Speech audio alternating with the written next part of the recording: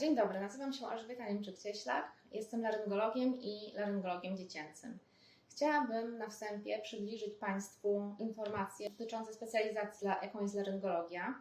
Więc laryngologia, inaczej nazywana otolaryngologią bądź też otorynolaryngologią, to jest tak naprawdę jedna specjalizacja, różni się tylko rozwinięciem nazwy i tak jak sama nazwa wskazuje, zajmuje się schorzeniami ucha, schorzeniami nosa, schorzeniami gardła, krtani, tchawicy, schorzeniami ślinianek i schorzeniami w obrębie szyi. Jest to specjalizacja nie tylko diagnostyczna, ale również specjalizacja zabiegowa. Zatem wykonywane są różne operacje w obrębie wymienionych przeze mnie narządów.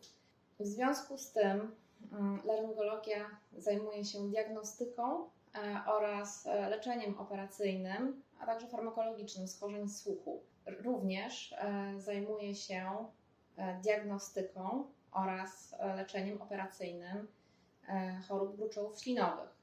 Tak samo jest ze schorzeniami gardła, krtani, tchawicy. I w obrębie szyi zajmuje się zarówno onkologią, jak i chorobami zapalnymi, a także schorzeniami wrodzonymi w obrębie głowy i szyi. Ściśle współpracujemy ze specjalistami z dziedziny audiologii i foniatrii. Są to specjaliści, którzy są już specjalnie ukierunkowani w celu diagnostyki schorzeń słuchu, tutaj mówimy o audiologach, oraz schorzeń krtani i głosu, tutaj mówimy o foniatrach.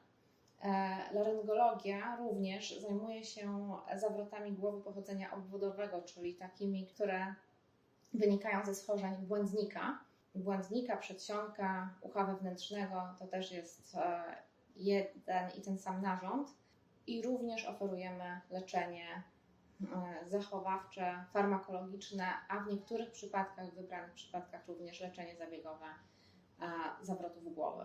Jeżeli chodzi o laryngologię dziecięcą, to spektrum schorzeń pokrywa się częściowo ze spektrum schorzeń laryngologicznych u osób dorosłych, z tym, że u dzieci częściej spotykamy wady wrodzone, które oczywiście najczęściej jesteśmy w stanie leczyć zabiegowo. Są to wady wrodzone w obrębie ucha zewnętrznego, ucha środkowego, wewnętrznego, a wady wrodzone w obrębie krtani, tchawicy, wady wrodzone w obrębie nosa, w obrębie twarzy, czaszki i w zależności od tego, jakiego rodzaju jest to schorzenie, również dobieramy dla tych dzieci odpowiednie leczenie. Dziękuję za uwagę, zapraszam na konsultację do Centrum Medyczne Auris Med.